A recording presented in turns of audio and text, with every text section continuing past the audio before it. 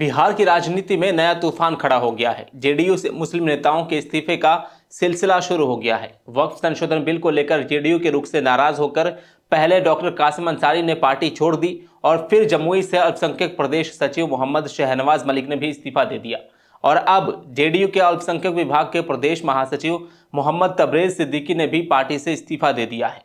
कासिम अंसारी का कहना है कि जेडीयू अब सेकुलर पार्टी नहीं रही और भारतीय मुसलमानों के साथ धोखा किया गया है। मोहम्मद कासिम ने अपने इस्तीफे में जो बात लिखी है वही बात शहनवाज मलिक ने भी लिखी है। कहा जाए तो पूरी लाइन ही वही है। अब सवाल उठता है कि क्या अब जेडीयू सेकुलर पार्टी नहीं रही? ऐसे में कासिम अंसारी और शहनवाज मलिक के इस्तीफे से बिहार की राजनीति में जेडीयू पर क्या असर पड़ेगा और 2025 के विधानसभा चुनाव में जेडीयू को कितना नुकसान हो सकता है, इन सभी सवालों का जवाब तलाशने की कोशिश करेंगे इस वीडियो में। तो चलिए शुरुआत करते हैं। ऑब्जर्वर पोस्ट हिंदी देख रहे हैं आप, मैं हूं आपके साथ मोहम्मद उसामा। बिहार की सियासत में उथल पुथल मची हुई है। ऐसा लग रहा है बिहार के मुख्यमंत्री नीतीश कुमार की पार्टी ने वक्फ संशोधन बिल का समर्थन करके गलती कर दी है। उधर संसद में जेडीयू ने वक्फ संशोधन बिल का समर्थन किया और इधर जेडीयू में मुस्लिम नेताओं के एक के बाद एक इस्तीफे आने लगे हैं। वक्फ संशोधन बिल को लेकर जेडीयू के रुख से नाराज होकर पहले डॉक्टर कासिम अंसारी ने पार्टी छोड़ दी और फिर जमुई से अल्पसंख्यक प्रदेश सचिव मोहम्मद शहनवाज मलिक ने भी इस्तीफा दे दिया और अब जेडीयू के अल्पसंख्यक विभाग के प्रदेश महासचिव मोहम्मद तबरेज सिद्दीकी ने भी इस्तीफा दे दिया है। शहनवाज मलिक का कहना है कि नीतीश कुमार ने मुसलमानों का भरोसा तोड़ दिया, इसलिए अब उनके साथ चलना मुमकिन नहीं है। उन्होंने साफ कह दिया है कि अब जेडीयू और नीतीश कुमार को अलविदा। साथ ही कासिम अंसारी ने नीतीश कुमार को इस्तीफा भेजते हुए लिखा कि उन्हें और लाखों मुसलमानों को यकीन था कि नीतीश कुमार सेकुलर नेता है, लेकिन अब भरोसा टूट गया है। अब ये सवाल आप सब में से कई सारे लोगों के मन में ये आ रहा होगा कि आखिर जेडीयू ने इस बिल का समर्थन क्यों किया। तो समझिए कि कुछ दिन पहले बीजेपी ने ऐलान किया था कि बिहार विधानसभा का अगला चुनाव नीतीश कुमार के ही नेतृत्व में लड़ा जाएगा। इसका सीधा मतलब यह है कि चाहे कुछ भी हो जाए, नीतीश कुमार ही एनडीए का चेहरा रहेंगे। इसके बाद से नीतीश कुमार के तेवर और सुर बदले बदले दिखाई दिए।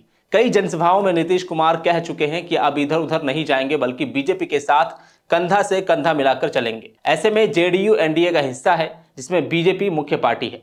बीजेपी ने इस बिल को पेश किया और इससे पास करवाने के लिए अपने सहयोगी दलों का समर्थन लिया।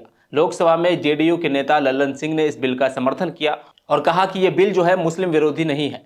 विपक्ष जानबूझकर इस मुद्दे को भड़का रहा है। वक्फ संपत्तियों को पारदर्शी बनाने के लिए यह बिल जरूरी है, लेकिन जेडीयू के नेता कासिम अंसारी और शहनवाज मलिक इस स्टैंड से नाराज हो गए। उन्हें लगा कि जेडीयू ने सेकुलरिज्म छोड़ दिया है और मुसलमानों के खिलाफ काम कर रही है, बीजेपी का समर्थन कर दिया।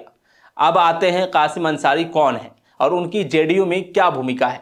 दरअसल कासिम अंसारी जेडीयू के सीनियर नेता थे।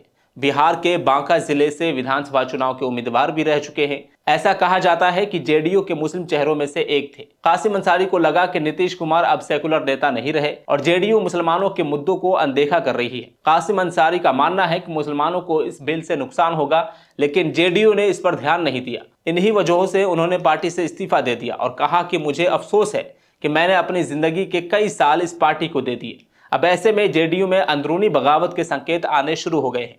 तो ऐसे में ये सवाल खड़े होने लगे हैं कि क्या और भी मुस्लिम नेता हैं जो जेडीयू से जल्द इस्तीफा देंगे, और अगर ये सारे मुस्लिम नेता बगावती सुर में आ गए तो जेडीयू का क्या होगा।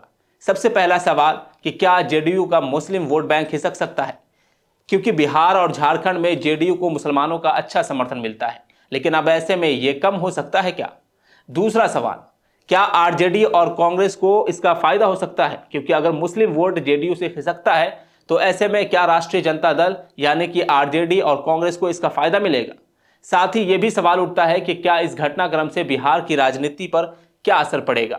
अगर मुस्लिम वोट खिसकता है तो जेडीयू की नीतीश कुमार सरकार कमजोर हो सकती है क्या और खतरा बढ़ सकता है। साथ ही आरजेडी और कांग्रेस को नया मौका मिल सकता है, ऐसा माना जा रहा है। अब सबसे बड़ा सवाल यह है कि नीतीश कुमार इस हालात से कैसे निपटेंगे। क्या वो मुस्लिम नेताओं को मनाने की कोशिश करेंगे या फिर क्या जेडीयू के अन्य सेकुलर नेताओं को सामने लाकर मुसलमानों को संतुष्ट कर सकते हैं। और साथ ही अगर मुस्लिम नाराज हो जाते हैं तो जेडीयू को 2025 के चुनाव में कितना बड़ा नुकसान हो सकता है। ये सवाल आने वाले दिनों में और भी ज्यादा अहम हो जाएगा। अगर पार्टी में और भी मुस्लिम नेता इस्तीफा देते हैं तो ये तय हो जाएगा कि जेडीयू की छवि बदल गई है। तो ऐसे में क्या वो नीतीश कुमार कोई ठोस कदम उठाएंगे या फिर जेडीयू और बीजेपी की दोस्ती इसी तरह बनी रहेगी? कई सारे सवाल हैं जिनके जवाब मिलने बाकी है।